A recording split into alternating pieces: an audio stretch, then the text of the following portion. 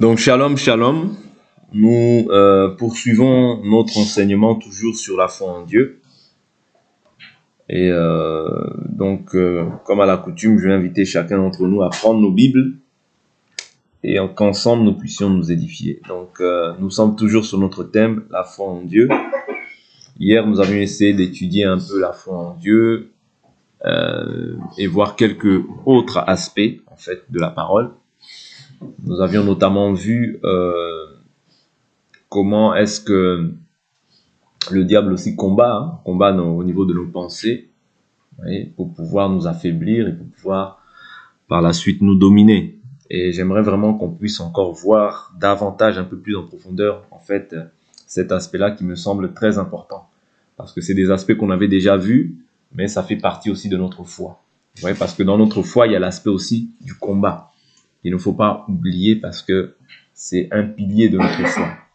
Sachant que dès que nous venons dans la foi, dès que nous acceptons Jésus, la chose qui se passe, c'est vraiment cette chose-là. C'est-à-dire qu'il y a le combat qui s'élève contre tout enfant de Dieu qui aura cru, qui aura donné sa vie, qui aura placé sa foi en Christ.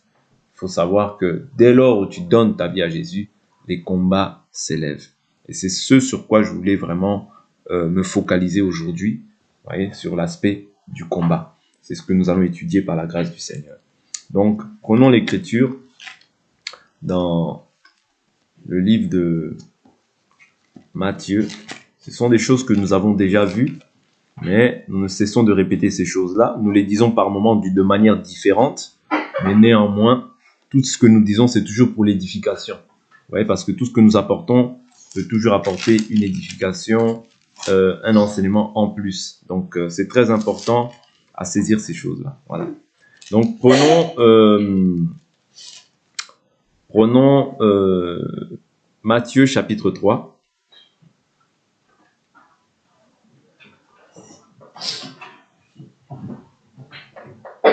Non, je ne veux pas prendre Matthieu, je vais prendre plutôt, excusez-moi, veuillez m'excuser, plutôt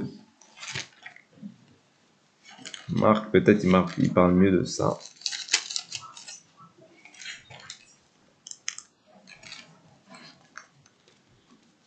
Même chose, mais c'est long. Je vais prendre, non pas Matthieu, parce que je veux toujours voir le baptême de Jésus, mais c'est Luc 3.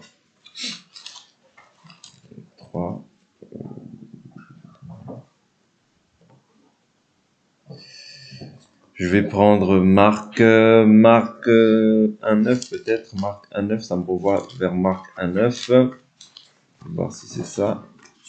Marc 1.9.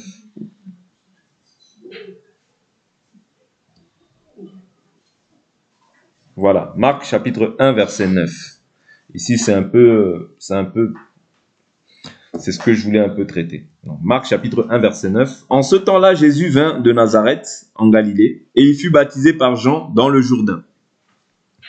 Au moment où il sortait de l'eau, il vit les cieux s'ouvrir et l'Esprit descendre sur lui comme une colombe. Comme une colombe. Donc l'Esprit n'est pas une colombe. Vous voyez, parce qu'aujourd'hui, il y a des gens qui dessinent une colombe pensant que c'est le Saint-Esprit. Non, l'Esprit n'est pas une colombe. Sous forme corporelle d'une colombe. Mais, néanmoins, ce n'est pas une colombe. Ok? Et une voix se fit entendre des cieux, « Tu es mon fils bien-aimé, objet de mon affection. » Aussitôt l'Esprit poussa Jésus dans le désert. Il passa dans le désert 40 jours, tenté par Satan. Il était avec les bêtes sauvages et les anges le servaient. Vous voyez, donc ici, on voit l'aspect, en fait, dès lors où Jésus a été baptisé, l'Esprit entra en lui. Dès lors, qu'est-ce qui s'est passé? Il fut tenté dans le désert, par Satan. Il était avec les bêtes sauvages et les anges le servaient. C'est-à-dire les bêtes sauvages, nous pouvons aussi typifier ça aussi comme, parce que la Bible nous dit, dans le livre de Corinthiens, Paul dira que si j'ai lutté avec les bêtes à Éphèse, vous comprenez? C'est-à-dire que les gens aussi qui n'ont pas l'Esprit de Dieu symbolisent aussi les bêtes. Les bêtes, c'est-à-dire les animaux. Parce que tout homme qui est dépourvu du Saint-Esprit, il est à l'état animal. Voilà pourquoi on parle de l'instinct animal. C'est-à-dire l'homme naturel agit à l'instinct. mais l'enfant de Dieu, lui, marche par l'esprit et conduit par l'esprit. Et l'homme naturel, lui, agit à l'instinct. Voilà pourquoi on parle d'instinct animal. Ok? Donc nous ici, nous comprenons aussi que quand il parle des animaux, il était tenté par les bêtes sauvages. Donc nous comprenons aussi que ce sont en fait les personnes qui sont dépourvues de l'esprit. Et c'est ce qui arrive aussi à tout enfant de Dieu qui, en fait, a accepté Jésus. Voilà pourquoi il faut maintenant comprendre comment est-ce que tu dois combattre dans le combat, dans cette marche. Comment est-ce que tu dois combattre face à tous les traits enflammés de l'ennemi, face à toutes les tentations qui vont se lever dans le désert. C'est très important. Ouais. Je prends une écriture, Luc chapitre 4. Luc chapitre 4, on va voir ici qu'il y a eu un échange. Ouais, il y a eu un échange de paroles. Je prends Luc chapitre 4, verset 1. Jésus, rempli d'Esprit Saint, revint du Jourdain et fut conduit par l'Esprit dans le désert, où il fut tenté par le diable. Vous voyez, là, il explique un peu plus. C'est-à-dire qu'on voit qu'il fut tenté par le diable. Pendant 40 jours, il ne mangea rien durant ces jours-là. Et quand ils furent achevés, il eut faim. Alors le diable lui dit. Vous voyez, c'est lorsque Jésus eut faim que le diable maintenant commence à lui proposer des choses. Vous voyez, donc, tu peux comprendre des fois aussi quand tu es dans le jeûne, quand tu as faim, le diable aussi commence à te proposer des choses. Abandonne. Arrête, tu es fatigué. Laisse ces choses-là. Ça ne sert à rien. Vous comprenez? Toutes ces choses-là, ce sont des aspects en fait qui arrivent lorsque nous aussi en fait nous traversons ces moments de jeûne. Hein. Parce que tel il est, tel nous sommes. Le diable va agir de la même manière. Ouais. Si tu es fils de Dieu, pourquoi cette difficulté? Pourquoi cette maladie elle subsiste? Tu jeûnes, mais pourquoi tes enfants ils sont toujours dans le désordre? Pourquoi chez toi ça ne va pas? Ouais. Tous ces questionnements, tous ces raisonnements viennent en fait par le diable. Parce que là, c'est pas Jésus qui dit ça, qui se dit ça à lui-même. Non, c'est le diable. Il dit, alors le diable lui dit. Il faut comprendre que dans tes pensées, c'est-à-dire dans le combat spirituel, quand tu acceptes la foi, il faut comprendre qu'il y a aussi l'adversaire qui vient maintenant pour pouvoir aussi t'injecter des pensées. Et si tu ne comprends pas, en fait, comment est-ce que tu dois combattre, tu vas te laisser maintenant envelopper par ces pensées. C'est très important. Écoutez, soyez attentifs. Ne soyez pas distraits. Parce que ça, vraiment, c'est des choses qui sont vraiment des piliers dans notre foi. Des soubassements qui sont très importants dans la foi. Et qui arriveront à tout enfant de Dieu qui auront accepté Jésus-Christ dans leur vie comme Seigneur et Sauveur. Tu ne peux pas échapper à ces choses. Personne ne peut y échapper. Donc, si tu es fils de Dieu, dis à cette pierre de devenir du pain. Et Jésus lui répondit. Vous voyez, c'est-à-dire que dans le combat, qu'est-ce qui se passe? Tu reçois, mais c'est-à-dire tu dis aussi, tu déclares aussi. Voilà pourquoi je vous ai dit que notre foi est une foi déclarative. C'est-à-dire tu dois déclarer ce que la parole de Dieu dit. C'est-à-dire il est écrit, c'est la pensée qui te vient. Mais tu dois aussi répondre, il est aussi écrit. Est-ce que vous comprenez? La pensée vient, mais pourquoi tu souffres? Pourquoi la maladie t'atteint? Pourquoi tu ne trouves pas de travail alors que tu es un enfant de Dieu? Tu vois, Dieu t'a abandonné. Mais qu'est-ce que tu dois répondre? Si tu laisses maintenant cette pensée-là t'envahir, qu'est-ce qui va se passer? Qu'est-ce qui va se passer? Ça veut dire que tu vas être maintenant enveloppé par cette pensée. Mais quand tu comprends en fait les ruses, les manœuvres séductrices du diable, la manière dont le diable agit, tu diras, il est écrit, plusieurs malheurs atteignent le juste, mais de tous l'Éternel l'en délivre. Vous comprenez? C'est comme ça qu'il faut agir. C'est-à-dire que si tu laisses la pensée prendre place, tu laisses la domination à l'ennemi. Et on constatera en fait par la suite la pensée qui s'est manifestée dans ta chair. Parce que la pensée, elle est d'abord au niveau de la pensée. Okay? La pensée, elle vient. Le trait, ou bien le trait enflammé, il vient au niveau de ta pensée. Tout dépend maintenant de ce que tu en fais. Vous comprenez? Tout dépend de ce que tu fais maintenant de cette pensée. Est-ce que tu la gardes? Est-ce que tu la rejettes? Voilà pourquoi je vous ai parlé du renouvellement de l'intelligence. Soyez transformés par le renouvellement de l'intelligence, ouais, de l'esprit dans l'homme intérieur. C'est-à-dire l'homme intérieur doit être renouvelé. La pensée doit être constamment renouvelée afin d'avoir la pensée de Dieu en abondance en nous. Parce que c'est l'abondance de la parole qui ne permettra pas en fait que tu puisses céder en fait à toutes les tentations et tous les traits enflammés que l'ennemi envoie en toi. Vous comprenez? Sans quoi tu tomberas. Est-ce que vous comprenez? Voilà pourquoi il faut connaître sa position, mais il faut connaître aussi la parole. Pourquoi? Pour pouvoir rétorquer. Pas rétorquer avec tes pensées. Parce que si tu es peut-être d'une certaine contrée, tu diras, bon, je sais que bon, les inconvertis, il y a certains inconvertis qui disent sans effet, mais sans effet, ça n'a pas de place dans notre foi. Il faut que l'écriture habite en toi en abondance. Il faut avoir l'abondance de la parole. C'est-à-dire quand il y a l'abondance de la parole, tu sais maintenant comment répondre. Prenons même dans le terme, dans le cadre juridique. Ouais, dans le cadre juridique, nul n'est censé ignorer la loi. Ouais, ça, c'est dans le cadre juridique. Ouais, c'est-à-dire que quand toi maintenant tu fais quelque chose qui n'est pas correct, mais tu l'as fait cette chose. Peut-être cette chose c'est une infraction. Comme tu n'es pas censé ignorer la loi, tu vas subir en fait la contrevention. Tu auras la contrevention, ou bien tu auras l'amende. Ouais, parce que nul n'est censé ignorer la loi. Si tu l'ignores, ben tu l'ignores. Mais tu payeras en fait l'amende. Ouais. Mais quand tu connais, c'est-à-dire tu vas t'abstenir de faire certaines choses. Tu vas t'abstenir, par exemple, dans le cadre spirituel, là, de nourrir ou de développer en fait une pensée diabolique. Parce que quand tu la développes, quand tu acceptes cette pensée, elle va se manifester maintenant par la suite dans la chair. Je prends un exemple. On t'insulte. Tu peux accepter à ce moment-là de te maîtriser. Ouais, tu peux te maîtriser et remettre ton sort à l'Éternel. Mais tu peux aussi répondre. Ouais. Et ça peut dégénérer, prendre des proportions beaucoup plus développées que, c'est-à-dire si tu aurais pris sur toi-même et tu te serais maîtrisé. Vous comprenez? Parce que l'insulte peut venir du diable, vient du diable. Ouais. Elle ne peut pas, elle vient du diable. Maintenant, toi, quand on t'insulte, le diable maintenant se lève devant de toi pour voir comment est-ce que toi tu vas réagir. Est-ce que tu es un enfant de Dieu? Si tu es un enfant de Dieu, tu es un enfant de Dieu. Réagis, non? Réagis. Ouais. Souvenez-vous, lorsque Satan se leva, ouais, il excita David pour qu'il puisse faire le dénombrement. Mais Joab est venu, il dit, mais pourquoi veux-tu faire ça? Il dit, non, fais-le. Ouais. C'est-à-dire, Dieu avait même permis que son serviteur puisse lui parler, lui dire, pourquoi veux-tu faire ça? Que le peuple de Dieu soit innombrable comme le sable qui est sur le bord de la mer. Vous voyez, parce que c'est ce que la promesse que Dieu avait dit.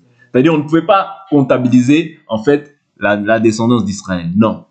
Vous voyez, on ne pouvait pas la comptabiliser. Mais quand le diable s'excite, il s'élève devant toi, c'est toujours pour que tu fasses quelque chose qui est contraire à la volonté de Dieu. Voilà pourquoi aussi, même quand le combat spirituel vient, quand la pensée vient, c'est toujours pour que tu t'opposes, en fait, à ce que Dieu a dit. C'est toujours pour que tu puisses transgresser, en fait, la volonté ou bien la loi de Dieu. Parce que c'est le moyen par lequel le diable peut dominer sur toi. C'est le moyen par lequel tu peux laisser de l'avantage à l'adversaire. Voilà pourquoi tu n'es pas censé ignorer cette loi. Cette loi, tu dois l'avoir en abondance en toi, afin de pouvoir savoir comment combattre face à l'adversaire. C'est très important. Ne néglige pas ça. Voilà pourquoi je vous dis que ceux qui abandonnent la loi louent le méchant. Mais ceux qui la gardent s'irritent envers lui.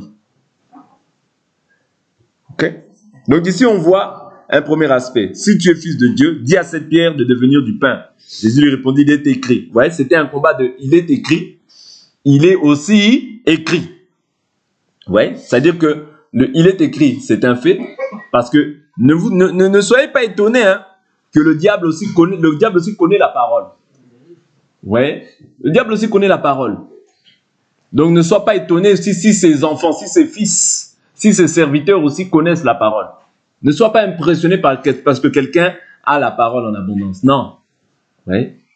Parce que quelqu'un peut te dire, oh oui, quelqu'un peut te dire, quelqu'un peut t'annoncer, il est écrit, mais toi aussi tu dois rétorquer par il est aussi écrit.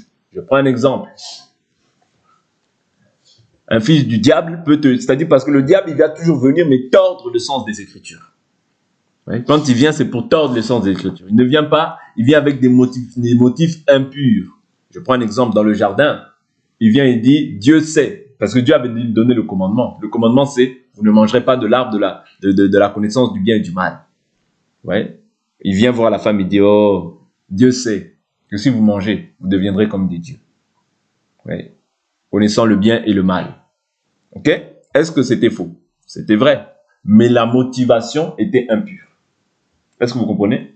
C'était vrai. Mais comme ça vient du diable, c'est le mensonge. Parce qu'il est menteur et père du mensonge. Ça veut dire que comme Dieu avait dit non, toi tu dois rester sur ce que Dieu a dit. Mais il est vrai que maintenant lorsqu'ils ont pris la chose, vous voyez leurs yeux s'ouvrir et ils connaissaient maintenant, ils étaient à même de pouvoir distinguer le bien du mal. N'est-ce pas? Mais la motivation avec laquelle il l'a fait, c'était avec des motivations impures.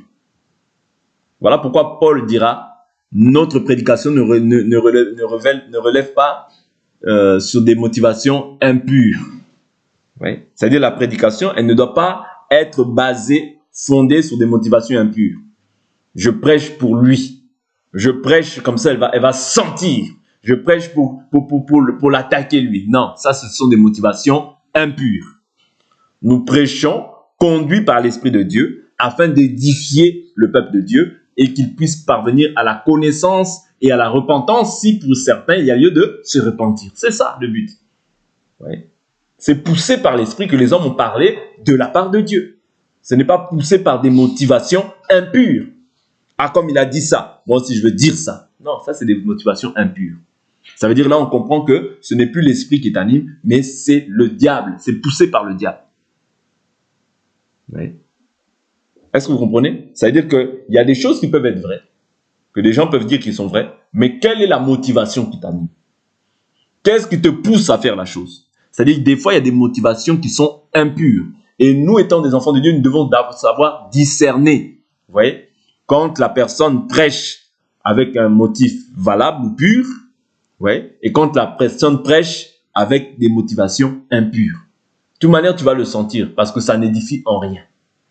Vous voyez? Quand une personne prêche avec un motif impur, ça n'édifie pas. Pourquoi? Parce que ce qui édifie, c'est ce qui vient de l'esprit. Mais quand ça vient de la chair, ça n'édifie pas. Ça vient pour détruire. Souvenez-vous, quand le diable a fait ça, qu'est-ce qui s'en est suivi par la suite? La destruction, non? N'est-ce pas? Parce que le voleur ne vient que pour manger, tuer et détruire. Voilà pourquoi quand les gens ne sont pas édifiés, ça veut dire que la personne qui a fait la chose, la source n'était pas bonne. La source était impure. Les motivations étaient impures.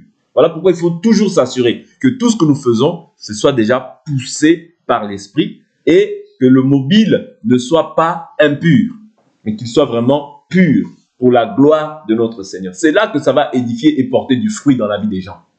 Est-ce que vous comprenez? C'est très important. Ouais. Là, par exemple, le diable, lorsqu'il vient, il tente, c'est pour pouvoir détruire, c'est pour pouvoir éloigner, en fait, Jésus de la volonté de Dieu. De la même manière, quand il vient pour pouvoir te tenter, c'est pour pouvoir t'éloigner. Est-ce que vous comprenez? C'est seulement ça, en fait. C'est seulement ça, pas autrement. Ok? Donc, il dit le diable, verset 5, l'emmena plus haut, lui montra en un instant tous les royaumes du monde. Ouais. Et il lui dit, je te donnerai tout ce pouvoir et la gloire de ces royaumes, car elle m'a été remise et je la donne à qui je veux. Ici, je fais une parenthèse pour nous faire comprendre, voilà pourquoi la Bible nous dit, n'aimez pas le monde, ni les choses qui sont dans le monde. Car quiconque aime le monde, l'amour du Père n'est pas en lui. Pourquoi ne pas aimer le monde? Parce que la gloire de ce monde, quand les gens ils recherchent la gloire, à être vus des hommes, vous voyez, à apparaître, il faut comprendre que toutes les grandes personnalités sur cette terre se sont prosternées devant le diable. Tous. Ouais, parce que la gloire, Satan dit qu'elle lui a été remise et il la donne à qui il veut. C'est-à-dire, si tu veux être grand selon le monde, tu deviens ennemi de Dieu. Voilà pourquoi Jésus dit, celui qui n'est pas avec moi est contre moi. Celui qui n'assemble pas avec moi disperse. Ne cherche pas la gloire qui vient des hommes. Cherche la gloire qui vient de Dieu. Et la gloire qui vient de Dieu, elle se cherche dans le secret. C'est dans le secret que Dieu travaille ton caractère. C'est dans le secret que Dieu te brise, te façonne, te taille selon sa volonté. C'est dans le secret. C'est dans les privations. Paul dit, quand je suis faible, c'est alors que je suis fort, car la puissance de Dieu s'accomplit dans ma faiblesse. Ouais, c'est dans le secret que Dieu te taille. Le secret de la grandeur, la grandeur se trouve dans le secret. Ouais. Paul dit, je me plais dans les jeûnes, dans les prières, dans toutes ces choses-là, dans l'éveil. Ouais. Lorsque je suis faible, c'est alors que je suis fort. C'est dans le secret. C'est pas dans la gloire que le monde recherche, non. Jésus, souvenez-vous, lorsque les gens ont voulu l'élever, il est parti se réfugier pour aller prier. Parce que dans sa première venue, Jésus ne devait pas régner. Vous voyez? C'est au règne millénaire qu'il viendra pour régner. Mais aujourd'hui, Jésus ne règne pas. Vous comprenez? Dans sa première venue, il est venu s'offrir. Oui. Parce qu'à tous ceux qui l'ont reçu, il a donné le pouvoir. Il est venu s'offrir. Ouais. Donc, c'est très important de comprendre cet aspect-là. Donc, ici, je veux simplement faire un aparté pour nous faire comprendre que le monde entier est sous la puissance du malin. Mais nous sommes de Dieu. Et si nous sommes de Dieu, nous devons marcher comme Dieu veut. Parce que c'est ça qui va faire que Dieu va venir nous récupérer. Parce que Dieu doit, c'est-à-dire au fil du temps que nous marchons avec Dieu, vous voyez, on doit être maintenant semblable à lui. C'est-à-dire on doit être transformé en la même image. Est-ce que vous comprenez? Ça veut dire que quand on te voit, on doit voir Jésus en toi. Quand on te voit, toi, on doit voir Jésus en toi. C'est ça le but de la prédication. Ça veut dire qu'on puisse voir maintenant Jésus en toi. Est-ce que vous comprenez? Si on comprend cela, on est des bienheureux de l'Éternel. Okay? Si donc tu te prosternes devant moi, elle sera toute à toi. Okay? C'est-à-dire que tous les royaumes, tous les présidents de ce monde sont au pouvoir du malin. Ne vous en faites pas. Oh, mais même lui, il a prié sur la Bible. C'est du mensonge et du mensonge et du mensonge. Vous comprenez? Tu ne peux pas servir Dieu, vous voyez, étant un président de ce monde. C'est impossible. Jésus lui répondit, il est écrit, tu adoreras le Seigneur ton Dieu et à lui seul tu rendras un culte. Oui. Tu adoreras le Seigneur ton Dieu et à lui seul tu rendras un culte. Ok? C'est-à-dire que ce n'est pas à un autre Dieu que tu peux rendre un culte. Et je vous ai dit que pour adorer, il faut connaître. Tu ne peux pas adorer si tu ne connais pas. Oui. Mais maintenant, le combat, c'est comme ça qu'il va se jouer. Ça veut dire que le diable joue en fait de l'ignorance de plusieurs pour pouvoir en fait les tromper et les amener à quoi? C'est-à-dire les captiver pour les amener, pour les soumettre à sa volonté et non pas à la volonté de Dieu. Voilà pourquoi la Bible nous dit le manque de connaissance n'est bon pour personne. Vous comprenez? Le manque de connaissance n'est bon pour personne. C'est-à-dire Jésus qui connaissait la parole, il pouvait aussi rétorquer. Voilà pourquoi nous aussi nous devons connaître cette parole afin que quand le faux enseignement vient, que nous puissions aussi le refouler, réfuter. C'est comme ça que va se jouer le combat. C'est-à-dire dès lors où tu reçois l'esprit, tu passes par les eaux, tu vas passer dans le désert. Souvenez-vous quand Israël est sorti d'Égypte, une main s'est levée contre Israël. Qui était-ce? C'était Amalek. Mais maintenant, qu'est-ce qui se passait? Moïse étant sur la montagne, quand il levait les mains, vous voyez, avec Aaron et Hur, il avait la victoire. Lorsqu'il baissait les bras, vous voyez, c'est-à-dire Josué en bas, qui était en bas, avait la victoire. Lorsqu'il baissait les mains, Josué était défaitiste en bas. Vous voyez, avait la défaite par rapport à Amalek.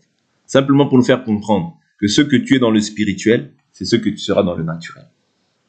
Tu es fort spirituellement, tu lèves les mains en l'air spirituellement, tu auras aussi la victoire face à l'adversaire. Et tu baisses les bras, l'adversaire te dominera. Voilà pourquoi Paul dira, je veux que les hommes prient en tout lieu, en élevant des mains pures, sans colère ni contestation. C'est très important. Ce sont des aspects que nous devons retenir pour notre salut. Parce que notre foi, la foi que nous confessons, ne sera jamais sans épreuve. Une foi sans épreuve, ce n'est pas la foi. Une foi sans combat, ce n'est pas la foi. Depuis que tu as cru, tu n'as jamais été combattu, tu n'as jamais été tenté par le diable, revois ta foi. Revois ta foi, rentre en toi-même et regarde, est-ce que tu marches réellement correctement par rapport à Jésus? Ou est-ce que tu es réellement un enfant de Dieu? Parce que tout enfant de Dieu doit passer par cette voie-là. C'est le chemin obligé pour tout enfant de Dieu. Est-ce que vous comprenez? C'est le chemin obligatoire pour tout enfant de Dieu. Ok? Donc, il continue, il dit, tu adoreras le Seigneur ton Dieu seul et à lui seul tu rendras un culte. C'est-à-dire le culte est en l'honneur de Dieu, pas en l'honneur d'un homme. Le diable le conduisit encore à Jérusalem, le plaça sur le haut du temple et lui dit, si tu es fils de Dieu, jette-toi d'ici en bas. C'est pas parce qu'on te donne la parole, ici j'insiste, c'est pas parce que quelqu'un te donne une écriture que cette écriture est, elle est contextualisée à l'ère d'aujourd'hui. Est-ce que vous comprenez? Voilà pourquoi la Bible nous dit, éprouvez toute chose, retenez ce qui est bon. Ne mettez pas foi à tout esprit, mais éprouvez les esprits pour savoir s'ils sont de Dieu. Car plusieurs faux prophètes sont venus dans le monde. Reconnaissez à ceci l'esprit de Dieu. Vous comprenez? C'est-à-dire que les esprits, c'est quoi aujourd'hui? Les esprits, c'est les enseignements. Les esprits, c'est une parole qui sort de la bouche d'un homme. Je dois maintenant discerner par rapport à la parole, est-ce que cette parole qui est sortie est de Dieu ou est du diable? Si c'est de Dieu, qu'est-ce que je fais? Je garde. Si c'est du diable, qu'est-ce que je fais? Je m'en débarrasse. Seigneur, renouvelle ma pensée, chasse cette pensée de mon esprit. Parce que cette pensée ne vient pas de toi. Est-ce que vous comprenez? C'est comme ça. Parce que quelqu'un peut dire, mais c'est écrit dans la Bible. C'est écrit, toi tu dis, ah oui, c'est écrit, c'est vrai. Non.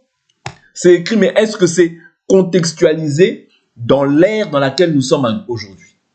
Parce que quelqu'un peut te prendre un verset.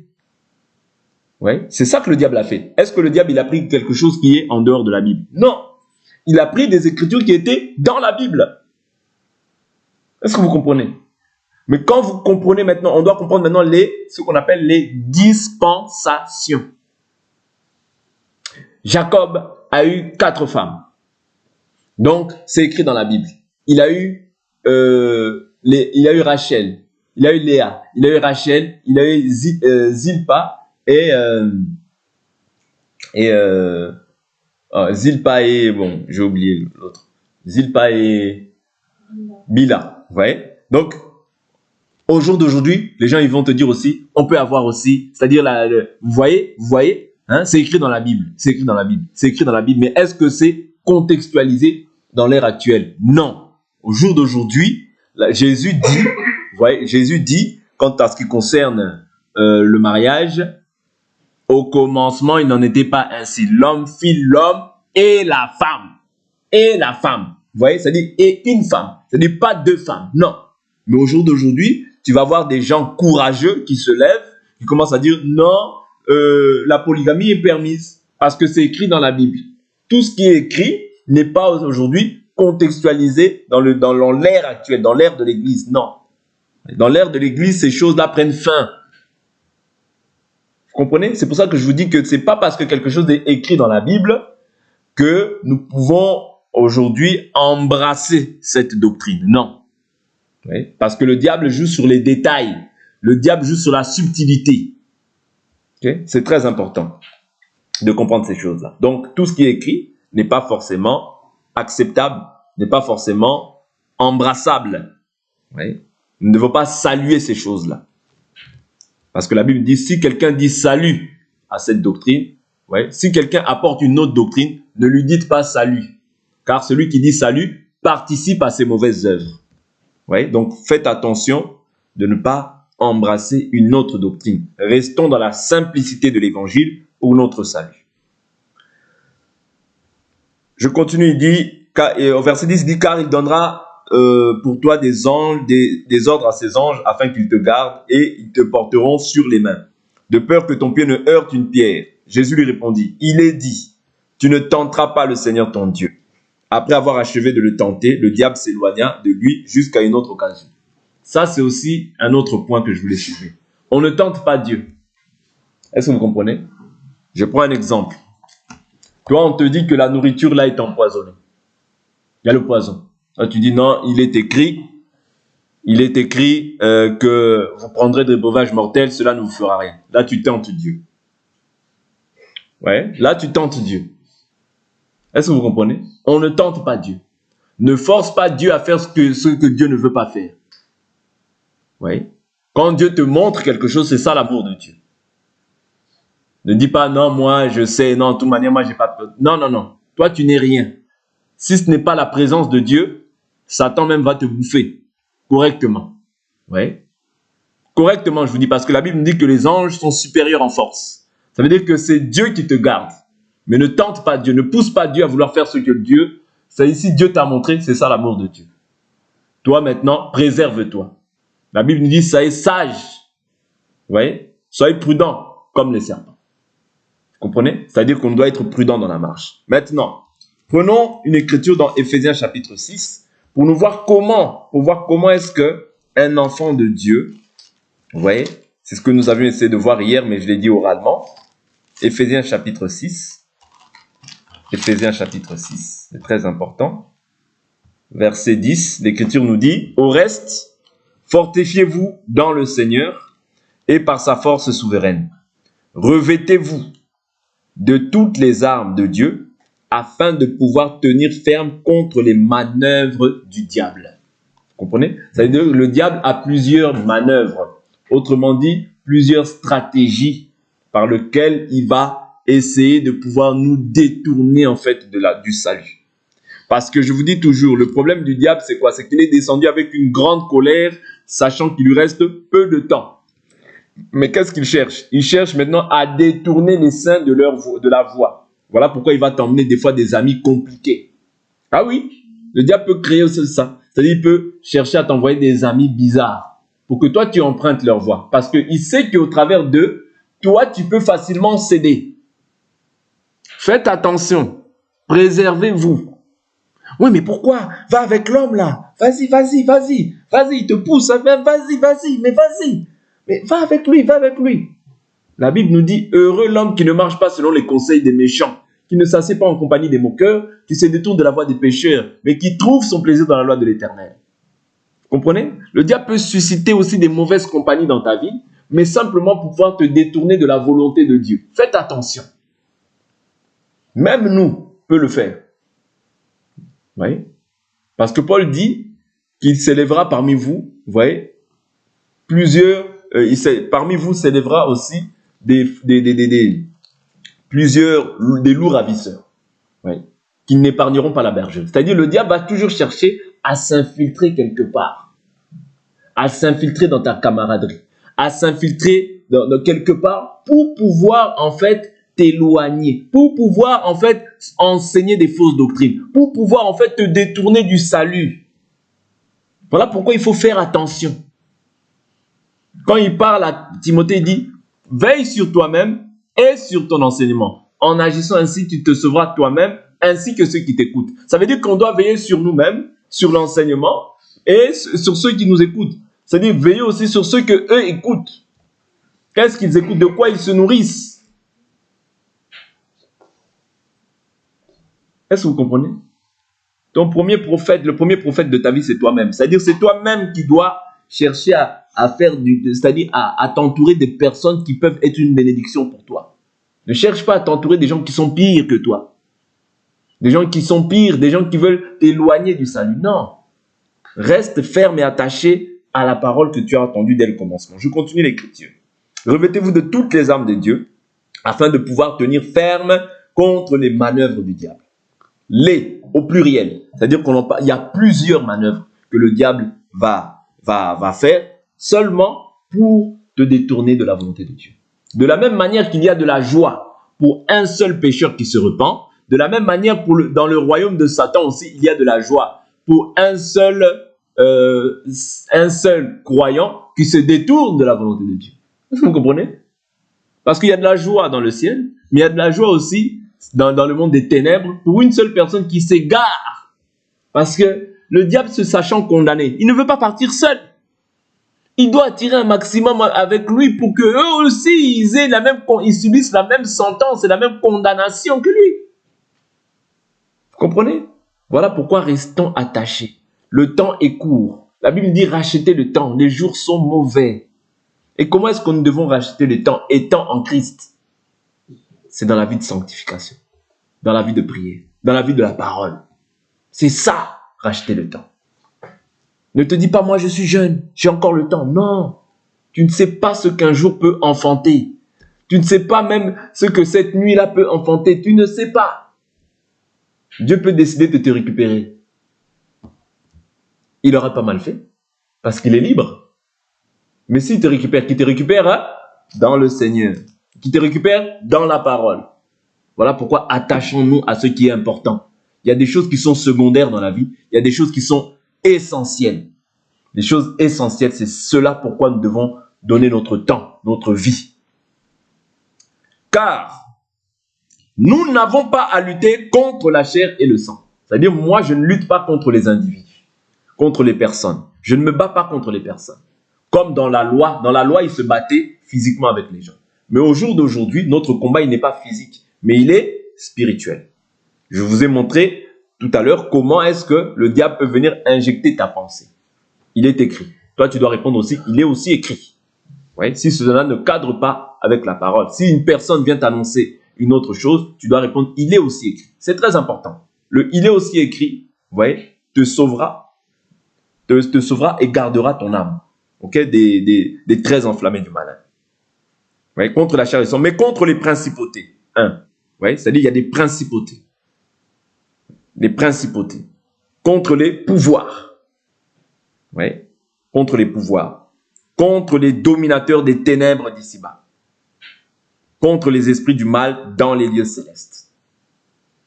Les principautés, elles se trouvent où? Dans les lieux célestes. Dans les lieux célestes. Parce qu'il y a 3 ciels. Il y a le paradis, il y a le deuxième ciel. Vous voyez, c'est là où les principautés siègent et le firmament qu'on voit comme ça. Vous voyez, le premier ciel qu'on voit comme ça. Ok? C'est-à-dire les principautés, les pouvoirs, ouais, et les dominateurs des ténèbres d'ici-bas. C'est-à-dire il y a les dominateurs des ténèbres d'ici-bas quand on voit les sorciers, les francs-maçons, les occultistes. Eux, ils siègent ici. Mais les principautés et les dominateurs des ténèbres, ouais, leur siège, vous voyez, leur siège, c'est les lieux célestes et le ciel. Ouais, et ce ciel-là, et ce premier ciel dans lequel nous sommes. Parce qu'on parle des dominateurs d'ici-bas.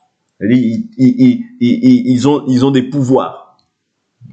Mais tout ça se base où?